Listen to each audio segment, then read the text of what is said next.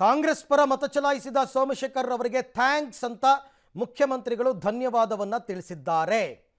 ಎಲ್ಲ ಮಾತುಕತೆಗಳು ಕೂಡ ಆಗಿತ್ತು. ಮುಖ್ಯಮಂತ್ರಿಗಳ ಗಮನಕ್ಕೆ ಎಲ್ಲವೂ ಕೂಡ ಇತ್ತು. ಯಾರ್ಯಾರ ಪರ ವೋಟ್ ಹಾಕ್ತಾರೆ ಎಲ್ಲವೂ ಗೊತ್ತಿತ್ತು. ಬಟ್ ಚುನಾವಣೆ ಮತದಾನ ಮುಗಿಯೋದಕ್ಕೂ ಮೊದಲೇ ಅದೆಲ್ಲ ಯಾರೂ ಬಾಯ್ಬಿಟ್ಟು ಹೇಳಲ್ಲ.